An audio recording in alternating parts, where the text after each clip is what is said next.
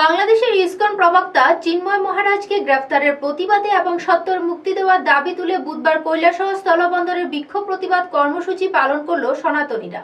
বন্ধ করে দেওয়া হলো কৈলাসহর সীমান্ত দিয়ে আমদানি রপ্তানির বাণিজ্য।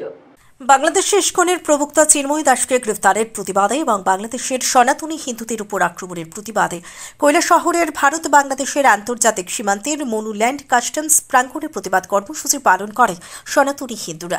আন্দোলনের নেতৃত্বে ছিলেন কৈলাসহর পুর পরিষদের ভাইস চেয়ারম্যান নীতিশ দে, বিজেপি কৈলাসহর মণ্ডলের সভাপতি সিদ্ধার্থ দত্ত, ঊনকোটি জেলার বরিষ্ঠ আইনজীবী সন্দীপ দেবরয়, হিন্দু জাগরণ মঞ্চের ত্রিপুরা রাজ্যের সভাপতি উত্তম দে, সমাজসেবী বিধান দাস, দুলাল দাস, মিলন দাস সহ আরও অনেকে।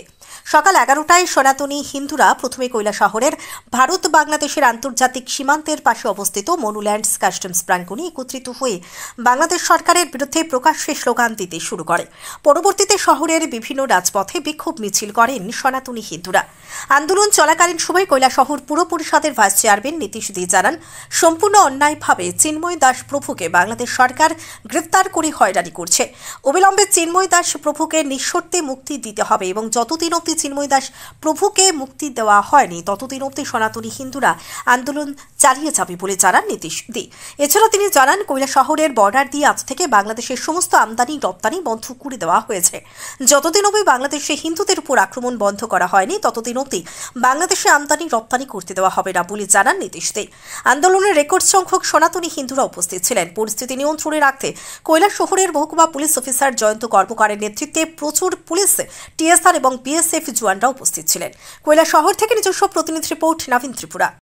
গত পরশুদিন চট্টগ্রামে আমাদের সনাতনী সমাজের ঐতিহাসিক সমাবেশের পর বাংলাদেশের হিন্দু জোটের নেতা ব্রহ্মচারী চিন্ময় দাস প্রভুকে বেআইনিভাবে গ্রেপ্তার করা হয় এবং গতকালকে তার জামিনকে নামঞ্জুর করে দেওয়া হয়।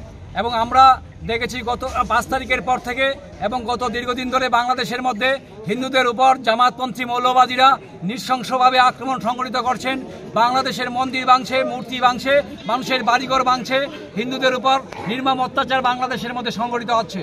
গতকালকে চিন্ময় প্রভুর জামিনের দাবিতে যখন চট্টগ্রাম আদালতে হাজার হাজার হিন্দু সনাতনী মানুষের সমাবেশ হয়, সেখানে বর্বরচিত আক্রমণ সংঘটিত হয়, অসংখ্য নারী পুরুষ সহ মহিলারা সেখানে আক্রান্ত হয়। তারই প্রতিবাদে আজকে কৈলাসহরের সমস্ত সনাতনী সমাজের পক্ষ থেকে আমরা আমাদের মনুল্যান্ড কাস্টম দিয়ে সমস্ত ধরনের পণ্য সামগ্রী রপ্তানি এবং আমদানি বন্ধ করার দাবিতে খ্রিস্টান বুদ্ধের উপর যে নির্মম আক্রমণ সংঘটিত হচ্ছে, এগুলি বন্ধ না হয় ততদিন পর্যন্ত বাংলাদেশের সাথে সমস্ত ধরনের সম্পর্ক বিচ্ছিন্ন করতে হবে এই দাবিতে।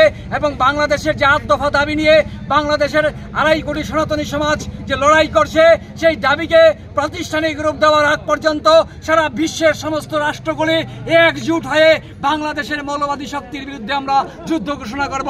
তারই শুরু আমরা কৈলাসহরে আমরা মনুল্যান্ড কাস্টম দিয়ে শুরু করেছি।